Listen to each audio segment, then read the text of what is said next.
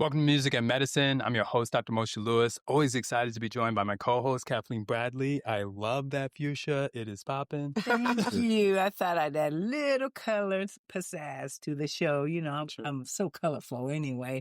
But it's a pleasure to be here. And I'm really excited about our guest today, as always. But this one in particular is a very dear friend of mine whom I've known for so many years. She is an R&B jazz singer. She is known for her soulful singing. She hails from Houston, Texas. She's from a legendary family of singing artists, musicians, Hubert, Ronnie Laws, and Debra. And they just are just such fantastic people and done so much in the business. Eloise is also an author. She's written a book, and she's had her little traumatic times in life that she's going to talk to us about.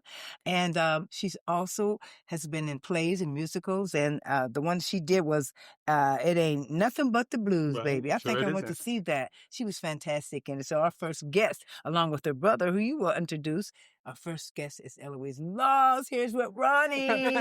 Absolutely. And we're going to have jazz royalty here today. Yes, we do. Pleasure to also have Ronnie Laws joining us. And even though he's modest, with Earth, Wind, and Fire for quite a bit before branching on his own, multi-charting Billboard top artist. I mean, so the whole family. And so when Eloise was just kind enough to say, oh, could Ronnie come? Please. I'm honored and floored. The whole family is just oozing with talent. Please. Oh, my God. So, yeah. You're so kind. You're so kind.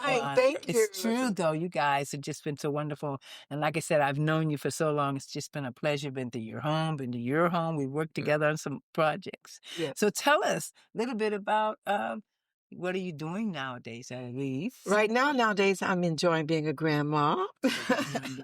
I've settled down a little bit as far as a lot of performing. I'm being very particular, and I'm choosing what I do as opposed to just out there, just, because I've been out there for quite a while, over 50 years. I started when I was a baby. No, Right. not really. Well, But, pretty much. but yes, I came to CBS on a scholarship on a show called Talent 65. So that's how long it's been. And I'm still here, and I'm enjoying my life with, as I said, with my grandkids, and performing whenever I choose to, which is a beautiful. blessing. What inspired you? I know you had written a book here, and I'm kind of maybe jumping a little bit ahead, but tell us a little bit about your book that you wrote, because I want to make sure we get everything in. There's so much about you to talk about. And the show, once we start talking to people, it seems like time flies so quickly, and you have so many very important points we really want to get in, and I'd like to talk about your book. Okay, Kathy, thank you so much. I was inspired to write this book because I'm a cancer survivor, 17 years now. So I wrote the book in 2008 or 9, I can't remember exactly, but it just helps those who are diagnosed with cancer and they find out, helps them to deal with their fears and emotions, because it can be a very traumatic moment when you find out that you have cancer. And so that's what the book is about. It's my journey.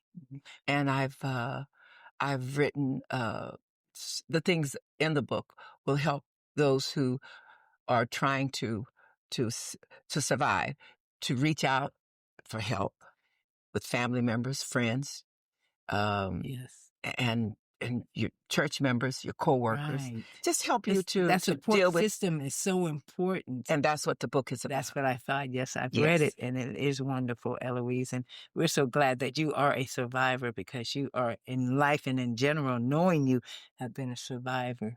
Thank you. Appreciate that. Besides just a catharsis, what would be a pearl that you may want to leave or give to others of how you did and dealt with your fears? I think the pearl that I would like to leave or to say that really helped me is never, ever give up on yourself. Continue to surround yourself with positive people, which brings you positive energy. And I think that energy really helps to hold you up and to sustain you. And that's what helped me. Those are the pearls of wisdom I can offer that worked for me. That's wonderful. And on a lighter note, now let me ask you, how did you feel when you were doing the musical play? I And I know, there's nothing like a live audience. So I knew that fits right into your wheelhouse. How did you come about getting that work? It's quite a long story, but I'll try and be as brief as possible. Okay. I had done and worked with the Denver Theater Company out of Colorado. I had done 2 productions with them, South Pacific and House of Flowers. The artistic director thought of me 10 years later after I'd done productions with them. And he said, we're putting together a show and we think you'll be perfect for it. And we'd like for you to bring your music and your thoughts to the show. So in other words, you will be a part of not just a performer, but you'll also be a part of the production. And so that's how that came about. And we ended up on Broadway. We did all the Lorber theaters all around the country. We did about maybe 25 or 30 theaters before we made it to Broadway. And that was a dream come true because my initial dream coming out of college was to do Broadway. And I auditioned for Broadway when I went to New York so many times and never got a show. And then I eventually took the Playboy circuit, which most people that watch this show today does not know anything about a Playboy club, but singers would always go there and try out material. And so I didn't get to Broadway until 30 years later, but my dream came true because I stuck with it. Eloise, I have to ask you this question, which I'm going to ask Ronnie as well when we get to him. How is it, what is it like traveling when you guys get on the road with your siblings on the road?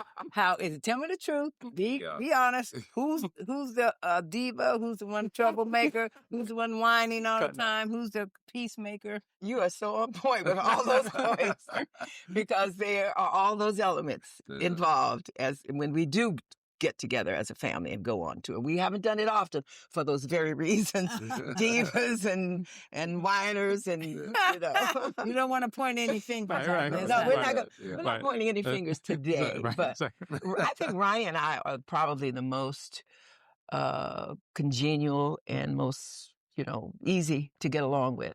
The other two, since they're not here, but it's true about them, they can be really difficult to deal with. If you're stuck on the bus with all the people and the band, and I've been there before, it's really kind of rough and tough. You just got to kind of put on your headphones and center yourself and just... You're exactly right. You have to center. How do you feel about that, Ronnie? You have enough time? Yeah, we do. We want to hear it.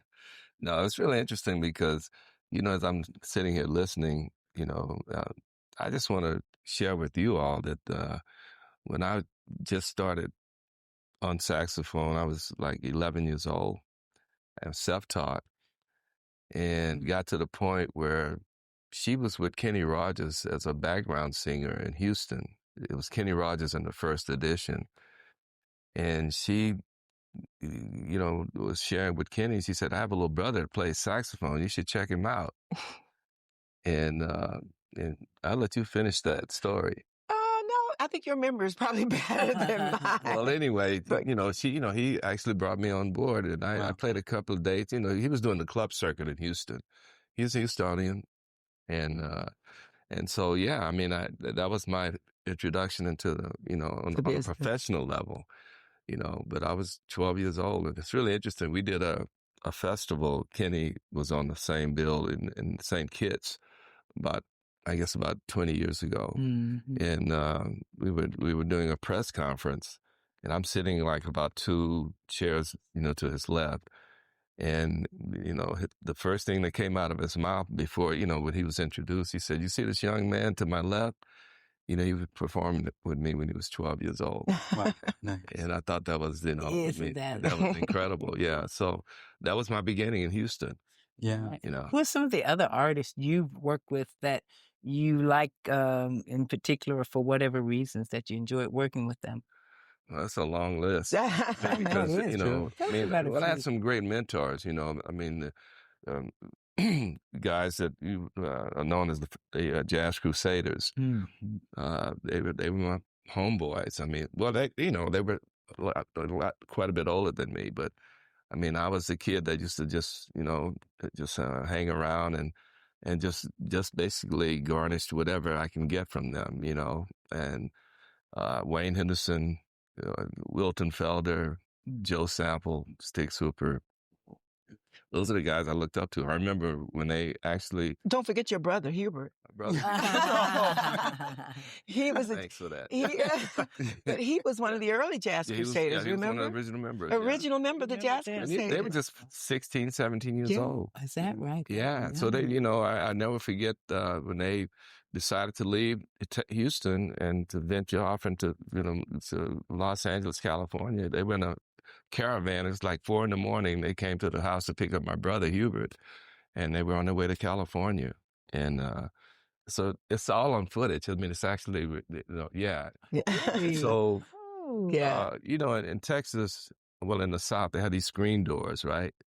And so I'm, as they're leaving, I'm behind the screen door. It's like a little silhouette of me waving goodbye to them, Yeah. And little did I know that years later I would...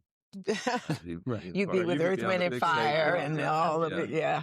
And you're modest. I mean, Ramsey Lewis, Brian Culbertson, Jeff Lorber, who'll be joining us today. Yeah, but Jeff and when I back in the day when I performed in Seattle and Portland, and at that time Kenny G was the featured saxophonist, and they were actually my opening act. And so you're opening act. Yes. Well, that's history. Baby. I know it's great. I love it though, hey, because everybody you named are like we big all have people. to start somewhere, Yeah. So, but no, that's just a part of the history. I'm sure Jeff will, second that when he come on, Great. Yeah. But there's a little history there, and but yeah, I mean, when I first came to Los Angeles, I mean, it was like starting all over again. I mean, it was very humbling, actually, because, I had established a very good name and reputation in Texas and Houston, did my thing there. Right. Multiple scholarships when I left high school, and when I moved to, Los Angeles, like starting all over again, establishing my, name. There were two choices I had. I could have, chosen New York, where my brother was, internationally well-known, Hubert. And, but I said, if I'm going to do this, I might, I don't want to, rain on his parade. Establish more things. I decided Los Angeles. Yeah. So you guys had the East Coast, West Coast covered. Yeah, exactly. But I always maintained that Texas thing, That's right. Yeah, I always had that, and I've always been very proud of that heritage. Yeah. I mean, some most notable saxophonists that came out of Texas, David Fathead Newman, who played with Ray Charles,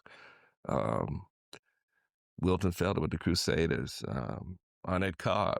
Oh, yes. Used to play with Duke Ellington. I mean, he was in the Duke Ellington, and when he would play in the club circuits, I would, help him out because he actually played saxophone on crutches. He was in a car accident. And there's a lot of footage. A lot of history here. Yeah, it is. Yeah. Some of the great stuff. Yeah. But I would assist him on, if I knew where he would perform, I would actually go assist him and set him up, set his horns up and everything. And he always appreciated that.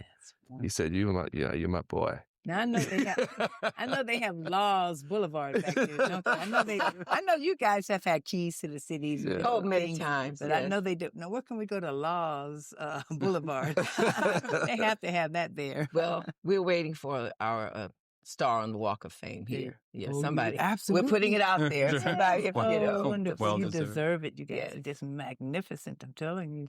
And I don't want to race by it too much. I want to talk a little bit about working with Maurice White and Earth, Wind & Fire, and then that transition. What was it like to be with him? Well, that was one of the first, experiences I had in coming to Los Angeles. I did a lot of freelancing, but then I was working with a pianist by the name of Doug Kahn, and formerly husband of Gene Kahn, the vocalist. And anyway, him and Maurice had a long-term, relationship, in the business, and Maurice put the word out that they were, looking for a saxophone, player, and so Doug recommended me for the gig, and so I went and auditioned. It really wasn't an audition. Maurice, he had already decided. He was already expecting, but when I, did go for the audition and I, played, and he just sat back and he said, normally all the R&B bands, they had horn sections, but when I finished doing my thing, Maurice said, you know what? We just gonna go with the one horn, man. I'm good. We're good with that. We're just gonna do that, and that was a very innovative thing on his part, because that was very unique. It was different. All R&B bands had, horn sections, but Maurice, being the innovator that he was, he had that vision. And so that was the sound we went with. Now, interestingly, when I decided to leave the group, that was it's in the book. It's in his book. That was in his book. Oh, really? Yeah, it wasn't a pleasant split up, man, because he really he really appreciated my being part of that. We auditioned. It wasn't an audition. We did a showcase for Clive Davis, and that's when we signed. The group signed with Columbia, and I didn't. When the contract was presented to me, Maurice's production company, I decided to just go in a different direction, and that didn't sit well with Maurice. In fact, he sent his enforcer. Wow. Leonard Smith. It's all comical now, but it wasn't then. It wasn't then. The henchmen be hung out the window. Here comes Maurice's mafia. Yeah, Maurice said to me, look, the pursuit, trying to figure out why I didn't want to go any further with that. And I get this phone call. I'm actually I went from that to Hugh Masekela. Oh, yeah. And I'd always wanted to play with him. Did you play on Grazing in the Grass? I didn't. I wish I had. Yeah. When I was in college in East Texas, that with Grazing in the Grass, was out. I mean, I was sharing with my, my classmates. I said, one of these days I'm gonna play with this guy. Oh, right. See there. And so when the opportunity presented itself, when I left Earth, Wind & Fire, that opportunity came about. That's interesting, though, that you choose Hugh Masekela over Earth, Wind & Fire. But I'm sure from a musician, artist standpoint, it meant a little bit more to you in terms of the music, where you felt like it was a cultural thing. It was a cultural thing involved too with that decision, because there was a lot going on. Hugh shared with me his life story, growing up in South Africa, and what was going on in apartheid. I mean, I got it right from him, and so that and to me, that had a lot to do with my wanting to be able to. To get that, from him. It was a different vibe. Yeah. Totally. But anyway, I get this call. I digress. I get this call, while I'm working with Hugh. I think we were in San Francisco, and we're in a dressing room, and there was a phone booth there, and one of the attendants answered the phone. He said, "Ronnie, you got a phone call," and it was Leonard Smith, and he said, "Ronnie, Maurice wanted me to give you a message." Right. I won't share with that message. Okay. It's not PG. But we were good though. I mean, in fact, Maurice, he just had that vision, man, and he saw that. He saw where the group was, the potential where it was going to go, and I knew they were going to be huge. I knew that when I left. It was a huge crossroad decision for me, because,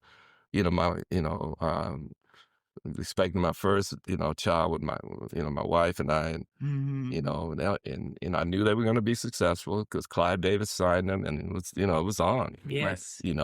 So. What year was this, Ronnie? This was in 72. Oh, 72? Yep, yeah, that's right. 72. When it first came around. Good year. So people have to remember watching this that Earth, Wind & Fire weren't that much established after that, because I think they were probably saying, you must be crazy. They're thinking of Latter Days or something. Well, I did the first album. The first album, Last Days in Time, with them. In fact, I was featured quite a bit on the whole album. I played flute, soprano, and the whole thing, So, yeah. Good for you. Made the right decisions. Yeah, yeah.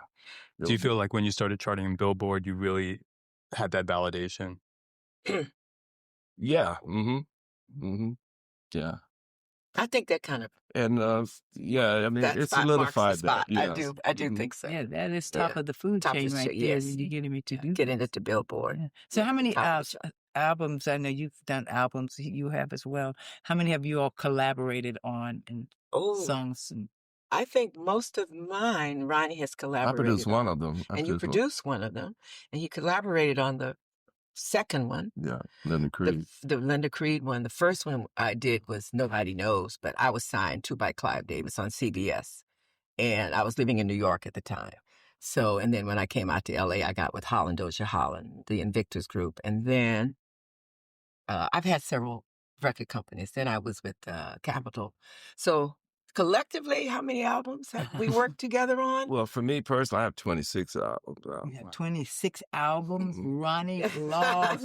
Go out, run out, you guys, if you've never heard him. It's amazing. I love your playing, and I love you as a person and friend. Your music speaks for itself. Thank you. Well, we'll Debra be and able I to hear has- a little bit yeah. too. Deborah and I we performed with maybe on at least 4 or 5 of his albums. Sure, yep. And he's performed on mine at least the last 3. See, cheap labor. So, That's right. Nepotism, family, knows love. it about you. That's right. And I had the privilege of producing Deborah's the huge single, Very Special. Yeah, I love that. I heard it on the radio on the way over here. It just happened to be playing. Wow. Yeah, And I know that's that amazing. song. I love that A song. classic, yeah. Yes, it was classic. How is she doing now? Where is Deborah? She's done well. Let Eloise. No, I'll let Ronnie tell you. Oh! We were talking about Deborah on the way here, and I asked her to be on this show. Asked if she would come and do the show with me before I asked Ronnie. And then he and I had a discussion about how Deborah rolls. Okay, now we're talking about family. Now, may I talk about family? Right. And she We had can't other afford the private priorities jet that yet were today. more important than promoting herself.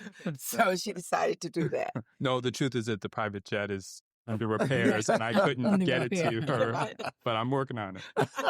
Thank you for that. Yeah, Appreciate it. that's But it. yeah, sometimes Deborah can be the diva Deborah. Yeah, there you go. So, I hear you. Maybe the next Sure. time. Yeah, we'd love to have her on the show. Yeah, Absolutely. we've been having a lot of success and wonderful people and talent coming in, and we're just immensely pleased that you all were able to take time out of your busy schedule today. And during the show, we always ask, in music and medicine, the correlation and what your thoughts are behind how it relates to one another. So perhaps each one of you can answer that. How do you feel about that? I think the combination is perfect. I think it works. I can't imagine a world without music. And it certainly helps one who's in the healing process with whatever their medical problem is. I think that music has to be at the top of their list, next to their prescription medicine. Every day, without music, I cannot imagine a day without it. What was some kind of special music in particular you were listening to while you were in your healing process of going through your cancer? That's a very good question, because I went totally to spiritual music. Donnie McClurkin I listened to, which I loved. And I also listened to Hubert, because the flute is very healing, very soothing. And that really helped me through. But the spiritual music, as well as, I guess you could call it eclectic, or there's another term, eclectic. But there's another, secular. Secular. music. There you go. Yes. Yes. That really, that worked for me. Very good. Worked. Yeah. Well, I mean, I think universally speaking, it's music is therapeutic. I mean, it really is. I mean, just my own personal, thing is that, even I think I shared with you, some of the things I had experienced within my family dynamics. My wife and I did, I was playing flute with you today because that instrument has been sort of therapeutic for me, as far as just, on a daily basis, getting up and just, I play saxophone. That is my dominant instrument, but flute was also my, was my instrument that I majored in college. In fact, the song Always There was not composed on saxophone, it was composed on flute. You know? Yeah. And so, but the point is that, you know, that instrument, you know, it's been good for me because I could just, you know, I get up in the morning and for me, I put on classical music. You know, and I get up and stretch and I do all of that, have my coffee and always do that. Can't miss and the then, classical. you know, and then, but you know, I just lately and for the, you know, this past year has been mostly just doing exercises on my flute, you know, and that's been very therapeutic for me. And I think one of the things that Ryan has been feeling, he lost his wife, I believe, last year. And she was a... She's a force. She was a force, okay. But that. her condition was she had a transplant, a kidney transplant. Okay. And of course, once after she had the transplant, there was a lot of medication involved. And I think over the years, it took its toll. Yes, and he lost her. And so the flute has been, he took up the flute even more so. And so that has been very comforting for healing and feeling for your soul, as well as even when you're playing it, which is so special. Most people, we just have the opportunity and joy to listen to it, and it takes us to another level. But I can only imagine you have that talent that allows you to express the feeling of the music that comes out of your soul and your being. It takes you to a whole nother level of tranquility and healing. It's such a beautiful thing. Yeah. You're so blessed to have that talent. Yeah, it is. So, yeah, it's been very, very therapeutic. Yeah, absolutely. What's in store you guys have coming up? Anything special? Anything in particular we look for? Or I think Ronnie has a new project. That was one of the reasons I thought of him. I'm setting up, you know, in my home, you know, my podcast and YouTube live streaming. Okay. Yeah. I'm sure you're going to have us on the show. I'm looking forward to it. It'll be a first guest. So we look forward to one that. good seed deserves it. Absolutely. What's it going to be called, and what's your format? Well, it's the legacy, every generation. You know, that was one of the legacy, every generation in terms of music or just what music. You're going to bring in all kind of different musicians, rappers. Well, I mean, you know, in my journey as an artist, I mean, I've encountered so many interactions with and relationships with, you know, friendships with people in and outside of the industry. I mean, one of my closest friends, Lou Gossett Jr. was a very dear friend of mine. I know you sang at his funeral, Eloise. I remember. Yeah. And I actually replaced Ronnie because he was not. He didn't feel after losing his wife. He just wasn't in the, you know, ready for that sort of environment. And then they're athletes as well. You know, Dusty Baker's one of my very dear friends. Yes. You know, and so I mean, that's, you know, this. You know, Magic Johnson and so many people. Oh, legends! I'm going to have, you know, just sit down and talk and share our life experiences and what we do. You'll have me on, I hope. I think he has your number. I'll get your number. I got to represent. Before we leave, I wanted to make sure we touch on something because it's so common to our community, and you all were kind enough to share this beforehand. Talk to us about your sister and what she went through and taking in your niece. Well, that was in and of itself a journey, because when you get that kind of news, and usually it comes at 2 or 3 in the morning, but my sister, and we're a family of 8, she was right after Ronnie. Ronnie was 7 years after me. We're not going to go into the numbers, though, but 7 years after me, and then she was a few years after Ronnie. But we lost her to a drunk driver on Christmas Eve, so it was really hard hitting for us emotionally, of course. But she bore a daughter. Her name is Nicole. And we sort of lend a hand because at the time Nicole was 16 when her mom passed. And she wanted to go to medical school always. Yes. And so we helped her get to that point. Yes. She wrote letters for scholarships because no one had the money to send her to medical school. You know how expensive that can be, Dr. Lewis. So we helped her along the way, and she did her 8 years and her intern at Hopkins, and then she went to Harvard and did more work, and she ended up at Boston General. But losing our sister at that time, it became totally out of nowhere because she went to a party, at Beyonce's party in Houston. What year was this? She 23, 24 years ago, at least. Mm-hmm. Yeah. And so getting that phone call at 2 a.m. and from her daughter saying, my mom is gone. And I'm like, what? I just saw her. She'd just come to visit me. Gone, huh? So that was one of the hardest hitting moments in my life, to have that come at you at that hour in the morning, and to lose her sister. And she, by the way, she was an ICAT. She worked. She worked with Ike and Tina Turner. There's footage of her on YouTube with her and Tina doing an exchange. But so it's been in the family one way or another, as backup singers or as leads. So you have that footage too. That is so good. Yes. And our siblings, Charlotte and I were very close. Yeah, because they were closer in age. I left very early, left home when Ronnie was 16 or 17. She would time it perfectly when when I was doing my record studio projects, I'd come in late. It didn't matter. 1 or 2 in the morning from the studio, and I get this call. It's her. Hey, what's up, big head? Charlotte. She was a poet as well. Yeah, she was. And she never really wanted to sing, but she ventured to New York and met with another famous writer, Gene McDaniels, who introduced Roberta Flack.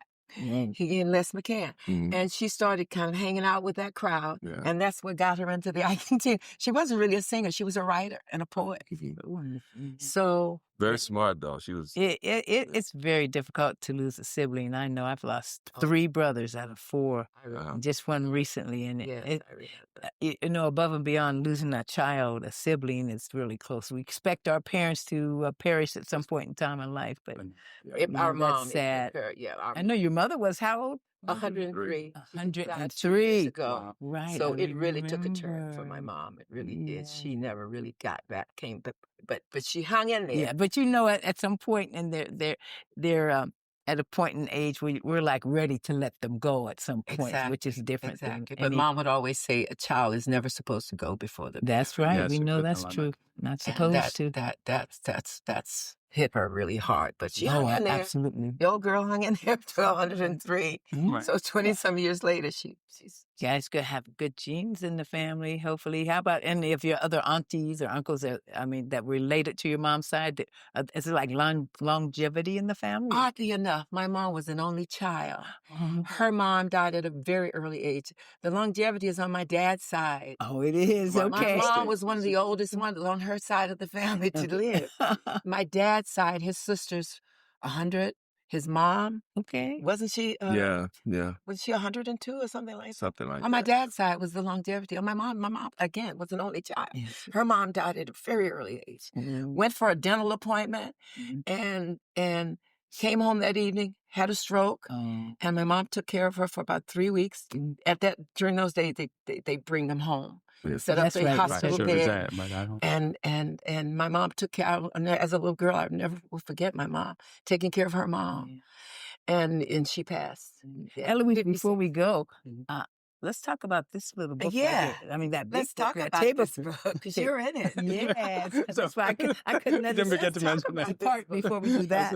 I actually helped to facilitate this book as a result of this book. The girl who wrote this book or asked me to help her facilitate after I wrote my book. She said, I heard you wrote a book and I want to write one. And it's about artists who have been inspired by their moms. Through my mother's eyes. So it's called Through My Mother's Eyes. I know you don't like the cover and we're not too fond of the cover either, but you're in this book. Oh, yes. Let's see. Among a lot of the artists that I secured. Get a close book. You get it close up. You have to tilt it down. I learned on my days in the practice. And read what you said. I thought it was very interesting. I did say, the eyes were alluring, wholesome, and showed a loving soul. When I would go astray, she would reel me in.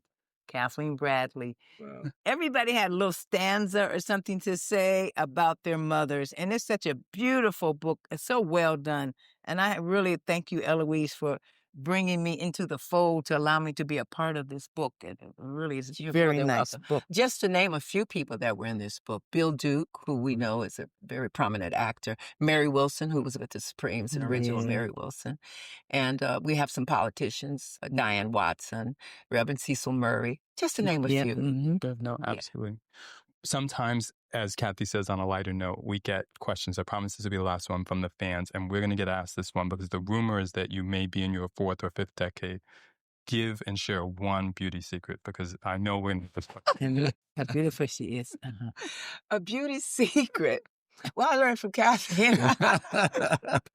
I really did. When I first met her, when I first came to Los Angeles, we did a production together, as you mentioned.